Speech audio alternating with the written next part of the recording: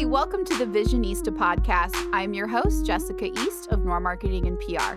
This podcast is for entrepreneurs where we talk about business and work-life balance.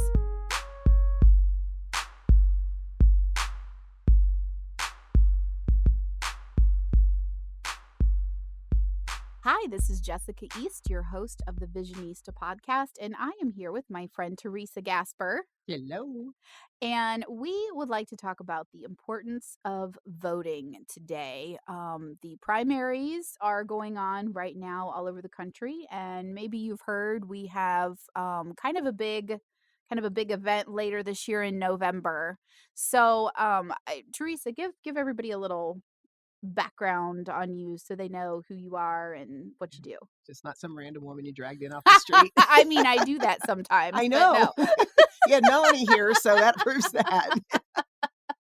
No, well, I'm retired now, but I ran for Congress in 18 against Mike Turner in the Ohio 10th, and quite a learning experience.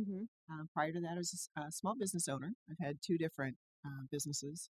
One was primarily philanthropically motivated to restore and revitalize historic South Park in Dayton, East Dayton. And you were very successful with that too. Very much so. It is so much fun to drive through that neighborhood. Every time I think a house is too far gone for anybody to touch, somebody takes it on. So, and the colors, we really started a trend with bold colors. So there's some people that outdo even some of my crazier choices. It's nice. If you haven't driven through South Park, you should. Yeah. But I kind of grew up in politics. My mom ran a congressional office for 12 years, from the time I was 6 until my senior year in high school. So I think I was kind of baptized into it and got away from it for a while and jumped in a big way. Convinced that maybe it wasn't meant to run and win, but to run and get close enough to the process to see how it works. And then at some point I'm going to start a book I call the Campaign Industrial Complex, talking about all the behind the scenes levers that get pulled and everything. Should be interesting. I look forward to that. I will definitely get that book when it is out. One thing that's important to me, and that's why we're here today, is why people, especially women, should care about politics and the political process. Several years ago, I had a very good friend. She and her husband owned a business, and I was volunteering with the LPO at the time here in Ohio.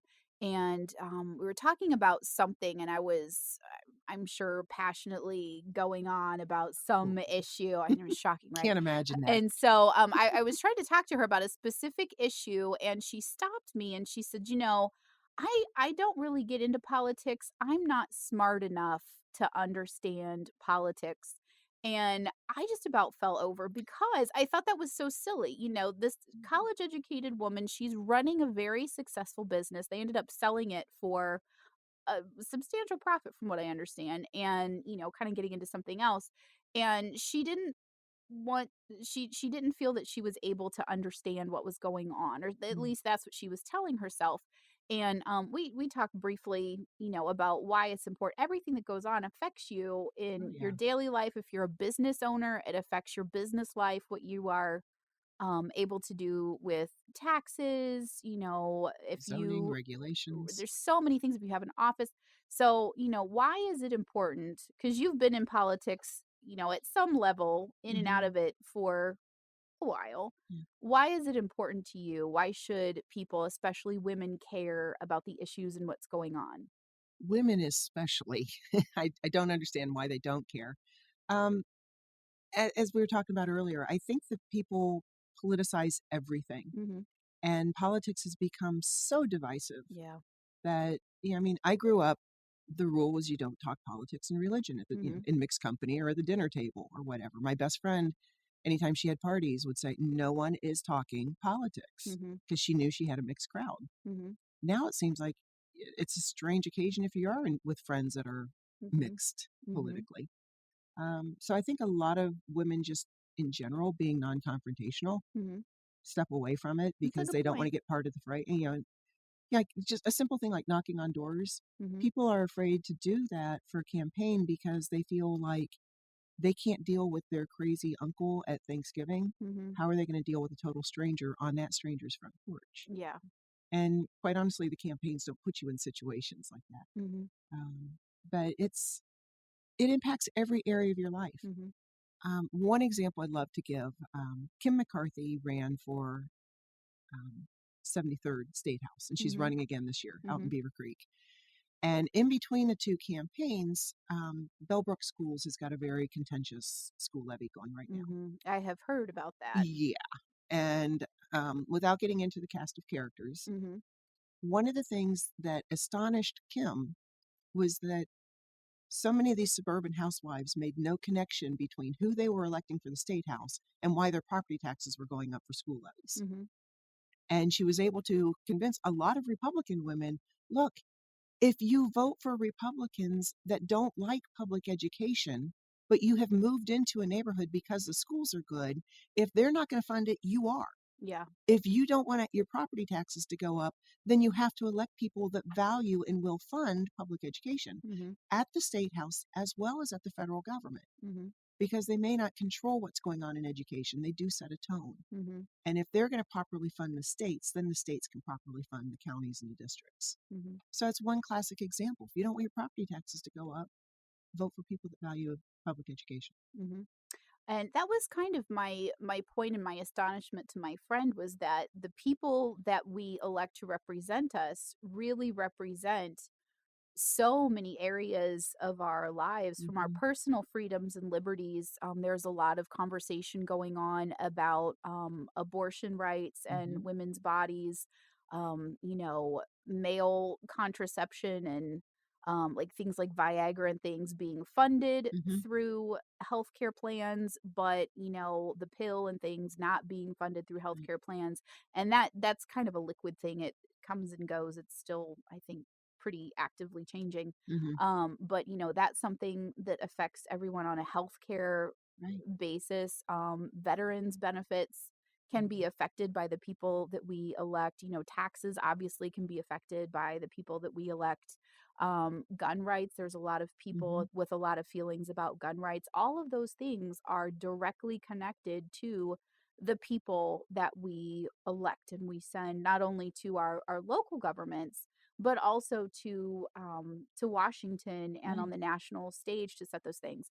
So I feel like more people need to get out there and vote, even if you Mm-hmm. struggle. Like you're not quite sure. I know that we've had some things on the level.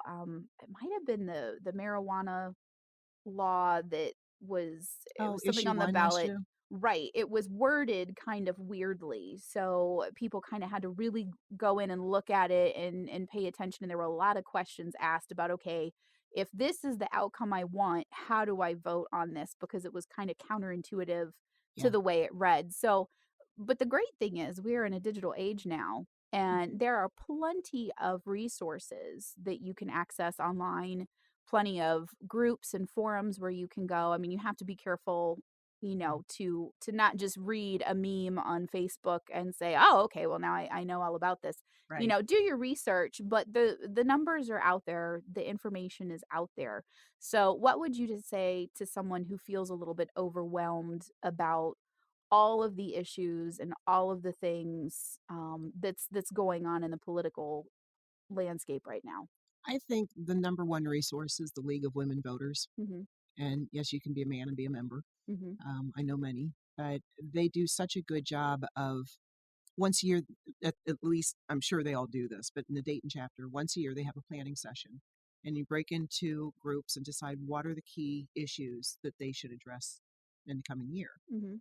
And then they go about it in a very nonpartisan, objective, Mhm. fact based way. Mhm. And so you can all, I mean, they do the directory every year or Mhm. the voter's guide, Mhm. invaluable. Um, but you touched on something that is just a real hot button issue for me, Uh-oh. and that's doing your homework. Yes. Yeah, where to start on that one? I had people tell me they were going to vote for me because they liked my hair, or they loved my green eyes, or I had a cat that looked like theirs. And while, hey, I appreciated the vote, put a Mhm. little bit more into it than Yeah. that. Um, I mean, you could have been a crazy person. yeah. And some people will say I am a crazy person. I am crazy. I ran for office. Um, And another great story on election day, we travel around to the different polls and, shake people's hands, hand them literature, whatever. And the last stop was at Thurgood Marshall High School. And a single mom with her 2 kids come up, and the little boy, Jaden, 9-year-old little black kid on his bike, rolls up and he's like, "Oh, you're Theresa Gasper. I've seen you on TV." I'm like, "Oh, dear God." Yeah. And he's just asking me all these questions. And he says, "Hey, do you know Rich Cordray, who was running for governor?" And I said, "Yeah, I've gotten to know him on a campaign trail. He's a really nice man." And this 9-year-old kid from West Dayton looks at me and says, "I am so glad to hear that because TV wants me to believe he's a bad man." And I didn't want to believe it. And I was like, it was a punch in the gut to realize that these kids are seeing these campaign ads. Yeah. And most of them are not factual. Yeah. Or they're just downright mean. And actually I saw Rich Cordray last weekend for campus lunch, and he was saying his cleaning ladies worked for him for 20 years and doesn't pay attention to politics, works all the time, doesn't have time. And she said, "Rich, I'm really concerned because I watch TV and sometimes they say really nice things about you and sometimes they're horrible." And she didn't even understand the concept that these were paid political ads. The hit ad that took me down about Right Pat. He used footage from my commercials and dubbed over from other podcasts and things, and took things completely and totally out of context. And even though at the end he says, "I'm Mike Turner and I approve this message," I can't tell you how many people came up to me saying, "Who on your staff approved that ad? They should be shot." They thought I took that ad out on myself.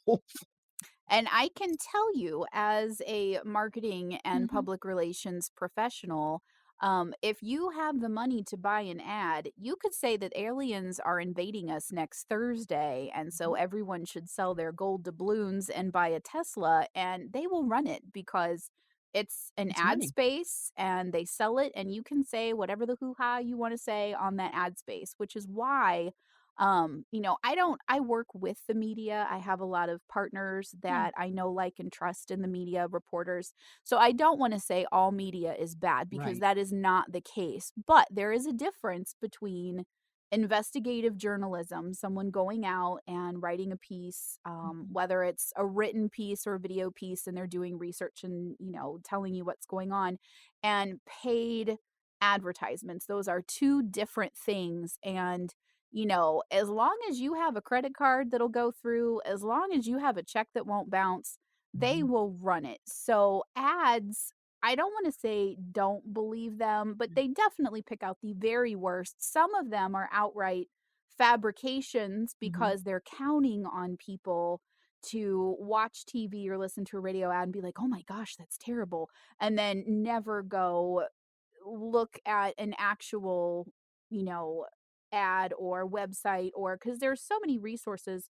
I've seen something, maybe it is the League of Women's Voters that puts it out, but it's kind of like a grade card on like environmental issues Oh, and yeah. healthcare issues. And so they have for primary season, they had all of the people that were running for the Democratic nomination. They had their pictures listed, and then they had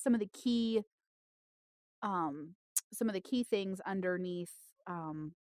What am I thinking of? Their The profile on them. Right. So like different issues within the environmental scope. And then they would grade each one, A, B, C, D, E, F, based on E. Clearly it's been a minute since I've been to school. Exceptional.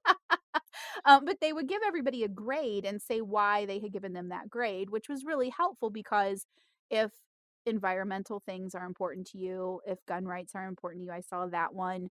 I There were several other ones, healthcare, so it kind of gives you a quick like cheat sheet, if you will, on where people stand because you've seen debates, I've seen debates. They quickly run amok. Yeah. Someone says one thing and then they're ignoring the moderator and talking about something else. And so sometimes it's hard to get a clear, straightforward answer from people. And so those cheat sheets are really good because they have the clear, straightforward answer. And all you have to do is go look at them and read them. And within, 15 minutes, who is most likely to represent your best interests once they get elected. Actually, they've got things. I just saw it again today on social media, which obviously you have to wonder about. Mhm. But they're quizzes that you go through and you list what matters most to you, Mhm. and then they go through the various platforms and come back and say, this is the candidate most Mhm. aligned with your values. Mhm. Those are helpful. Mhm. You have to check the source on them. Yeah. As with anything on the internet. But yeah, I mean, the other argument I hear a lot is, well, my vote just really doesn't matter. Mhm. And if that was the case, people wouldn't be fighting so hard to suppress your vote. Mhm. People wouldn't be fighting so much for it. I mean, I think, Bloomberg stepped out of the race today. Mhm. He spent, what, $400 million? Everybody thought he was going to buy this election. And canvassing last weekend for Elizabeth Warren, I was surprised how many older African American voters that I did talk to that were voting for Bloomberg. What? I know. I'm like, can I talk you out of that? That just um, that seems to not be in their best interest but with his track record, yeah, like, but you could just see believing the ads, getting all just the ads and taking them everything, and verbatim. they probably didn't watch the debate and see him have to step out from behind the curtain, Mhm. and actually speak and defend himself, or Mhm. but there's so even though money drives so much politics, Mhm. at the end of the day, it's still the vote that gets him in office. Yes. And you may not have the money, but you got the vote. Mhm.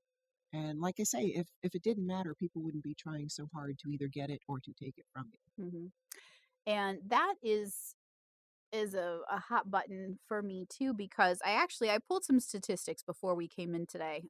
For the this is for 2018 presidential election for the midterm.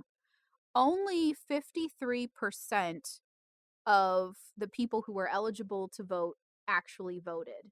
I'm And surprised. 53, that's 53%? well, and it says this is I it says that this was the Oh, highest that's right. It was percentage for a midterm. for a midterm in a very, very long time. They said Hmm. 2014 was the lowest because I think it was so divisive and so polarized even back in the beginning of 2018. So only Hmm. 53% of everybody who was eligible to vote actually went and voted, which means there's 47% of uh, everybody who could vote just didn't bother. And I know sometimes things get crazy. Maybe you're out of town, absentee voting, you can get a ballot, you can do things like that. But that's crazy to me that literally half of our country didn't do anything to try and make sure that their best interests were represented. So, voter turnout in 2016 for the last presidential election, Wikipedia says 55.7% of all eligible voters turned out. CNN says 53.5% turned out. So, basically, a smidge more than half of all eligible voters Hmm. turned out to actually vote in the last presidential election. And that's sad to me. And it's a little scary because a lot of people talk about how frustrated they are that they're not represented. And I really want to ask them if they voted. Oh, I do every now and then. Or I've got one friend that I'm just stunned that he admits that he doesn't vote. Why does he not vote? Has he told you? He feels like it doesn't matter. Hmm.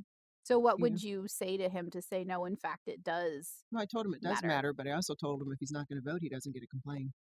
That is also true. Yeah, it's like if you're not willing to put skin in the game, Mhm. we don't need any more armchair quarterbacks here. Mhm.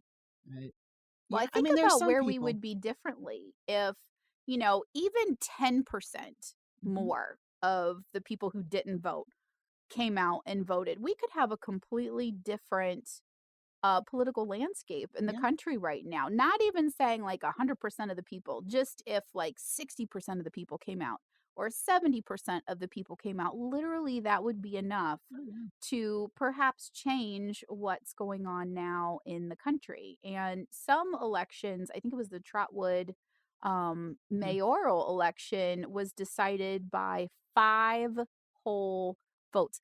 5. Yes, you heard that. You can count them on one And hand, 5. actually, that was 5 initially. They did a recount, and I think it came down to 3. So there you go, 3 people. If 3 people would have said, "Oh, my vote doesn't count," and they would have stayed home, you would have a different mayor right now in one of our cities. So, it is important. And even though it seems daunting, to get to the polls on that day, maybe there's a line, maybe there's not. There's lots of ways around that. There's early voting. I mean, you can Mhm. start voting 30 days before. Mhm. So that argument is becoming a little tired. Yes. Although if you don't have transportation on election day, you may not Mhm. have it on any of those other 30 days. Yeah. So it's not to say that, you know, everybody using the excuse isn't Mhm. entitled to it. Some Mhm. really are. But yeah, I mean, there's a variety of reasons, Mhm. but there's just too many options. No, and like I say, Ohio is a no excuse absentee ballot. Mhm. So it's not like you have to be out of town or whatever. You can, for any reason, you can pull it and send it in. I did that in college. I Yeah. was finishing up my senior year at college when Obama was running the first time. And Mhm. so I did an absentee ballot because I was 2 hours away from home. My home address was the one that was connected to my voting record. So it was easier for me instead of switching everything around to just do an absentee ballot. And I think that's valid for quite a few students who are Mm. not necessarily at home right now. They're studying and then coming back. What would you say to someone in their 20s? Why should they maybe do an absentee ballot or be concerned about voting? Well, we actually had some problems with that in my election. The rules are so stringent in Ohio. Mhm. So if you are like it happened a lot at Cedarville, Mhm. for Cedarville, Central State, I think. So Central State students registered to vote. They don't realize if they move to a different dorm room, they have to change that registration. Oh, no, that makes sense though. Yeah. So even if you just move down the hall, Mhm. so they make it very difficult for students to be able to vote in a district they're studying in. Mhm. They almost want them to vote back at home. Mhm. And it's funny to see parents say, "No, I want my kids to be able to vote in this election, so I don't care Mhm. if they're Ohio State; they're voting, absentee for home." Mhm. Um, but they are making it very difficult. So if you are a student and you registered to vote in the past and you have changed your campus address, make sure that your address has been changed with the Board of Education. If not, you go to, I mean, actually, your precinct wouldn't even change, but you're going to have to vote a provisional ballot. Now, people will say provisional ballots don't count. Mhm. They do, but they don't count them until I think 10 or 30 days after, I think it's 10 days after the election. And then everything is certified 30 days. But, all you have to do is look at a picture of the members of Congress. Mhm. And if you don't see somebody there that looks like you're not You're being not represented. represented. And that's what drives me nuts about, I mean, I've been in such a funk this morning because Elizabeth Warren has basically been subjected to a media blackout. Yeah. They're just not talking about Mhm. it. And, once again, a highly competent, intelligent woman with a track record of fighting for Mhm. people is overlooked for a couple mediocre white guys. Mhm. And I'm tired of that. But women are 51% of the population. Mhm. The magic number in a campaign is 50% plus one. Mhm. We've already got the advantage. Mhm. But We all just you need to hear go is, vote. I just don't know that a woman could be president. I don't think the country's ready for it. Mhm. Well, where do you think that framing came from? Mhm. It comes from the media. It comes from the pop culture. It comes from Mhm. social media. Everybody It thinks, comes from the people in power who don't wanna hmm, lose that power. exactly. And it's so frustrating to see. I mean, I was not a Hillary fan, Mhm. but she was the most qualified person on the planet for the Mhm. job. She was, first lady in a governor's mansion. She was first lady in the White House. She literally lived in the White House and saw how it works. Mhm. She was Secretary of State. She was a U.S. Senator. And yet, I mean, I know women that will say, yeah, but women are so emotional. They're so neurotic. I'm like, you might be, but not everybody is. Not everybody. Don't paint us with that broad stroke there. My husband and I have talked about this on many occasions. I have a million things going on. Everything manages to get done correctly, on time, on Mhm. budget. He has to switch focus from one thing to another thing and think about all the things going on at the national level and at the Mhm. state level. Who better to make sure everything gets done than someone who is excellent at multitasking? I Right. mean, really, I think that could be the difference between getting all of those things done because everything's a priority. You know, if you're a veteran and you need better benefits when you are leaving the service, that is the most important thing to you. Right. If you are a business owner and you need some tax relief, that is the most important thing to you. Everybody has something that is the most important thing to them. Everything is important because everything's important to someone. You can't always just focus on one thing. You really need to focus on all the things. Right. Like the Senate and judges right now, that's all they seem to be able to focus on. Yes. So if you are interested Hmm. in taking the future back into your own hands, Ohio, October 5th this year is the last day to register for the November 3rd, 2020 general election. So there's plenty of time. We're recording this at the beginning of March. There is plenty of time to do that. If there is a special election in your district, July 6th is the last date to register yourself for that. August 4th, I guess, is the special election, which affects some people. But definitely by October, make sure you get yourself registered to vote. Make sure you know where you're voting. I saw something yesterday. I think you actually posted it, or maybe that friend we have in common might have posted it, talking about how different voting, the actual voter booths had changed, the voting locations had Oh, changed. yeah. And initially, when I read the headline, I was like, this doesn't apply to me because if you are local to Dayton or you have anyone here, you may recall that we were hit with quite a few really devastating tornadoes Memorial Day weekend last year. And so when I read that headline, I'm thinking, oh, this won't affect me. This is people in those areas, you know, north of town, northwest of town who had really bad tornado damage. There's still a lot of places that are not rebuilt. That's a topic for another day, Yeah. but I had to drive up 75 today and there's stuff that's half torn down. There are roofs that still are covered with bright blue tarps instead of Some actual are wide roofs. open air. Lots of businesses that were just decimated that are never coming back. But I was actually surprised to find out that there were locations all over our county that had Yeah. moved. Kettering, Oakwood. Even in in Kettering, thankfully it wasn't my location, but it was the school my son used to go to. And they're now joining at the location that I'm supposed to be voting at, which is good because now I know that there's going to be a whole bunch more people there on election day. But it's important to make sure you're registered and you know where you're going and you know some facts so you can make educated decisions about your life. Right. Please don't make them based on the ad that you see on TV. You're No. getting to do some homework. Mhm.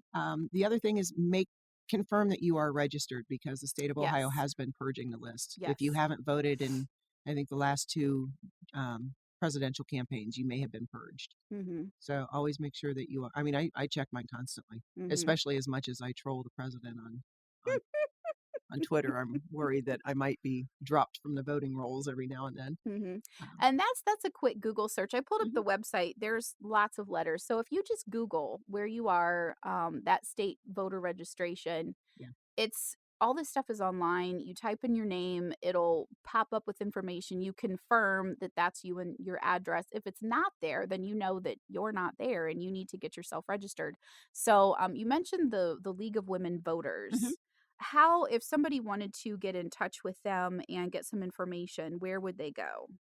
I believe their website is hold on. What are the initials? League of League of Women Women, Voters. lwvdayton.org.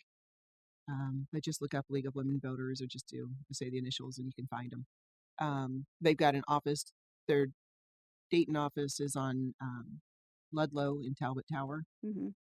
but it is a nonpartisan group, and everybody is very close to the chest about what party they're with. Mhm. And they they do amazing work. Mhm. They really do. They pay attention to issues. It goes to the state level as well as national, Mhm. as well as back down the chain. I always start with them. Mhm.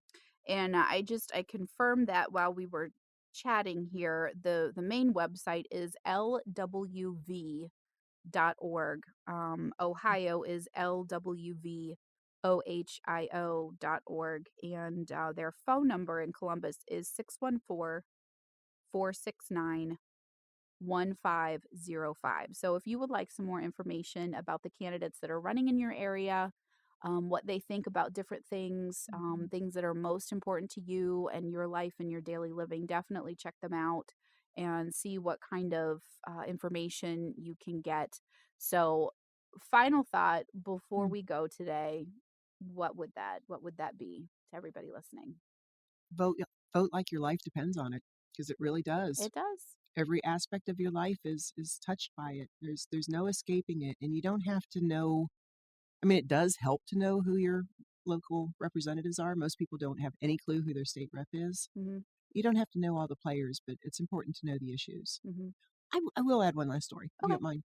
In 2004, I was Republican. My husband was Democrat. Mm-hmm. Divided household. I think we had 3/5 majority in the House at that point. Um, but at any rate, he finally said, "Look, let's stop talking about the candidates Mm-hmm. because we both get real defensive. Mm-hmm. Let's talk about the issues. How do you feel about gay marriage? How do you feel about healthcare? How do you feel about?" And what we found is we agreed on 80% of the issues. Mm-hmm. And so I started doing it. So my best friend that says, "Do not talk religion or politics in my Mm-hmm. house," we would sneak around when she wasn't looking and say, "Okay, let's keep the parties out of this. How do you feel about this issue?" Mm-hmm. And even though there was nothing scientific about it, I found that 80% of people, or most people, agreed on about 80% Mm-hmm. of the issues. Mm-hmm. And I just think that we need to start finding common ground with each other. Yes. There's lots of reasons to disagree with somebody. Let's find the Mm-hmm. reasons to agree with them. Mm-hmm. That's my And I think that is a perfect place to end. This has been the Visionista Podcast.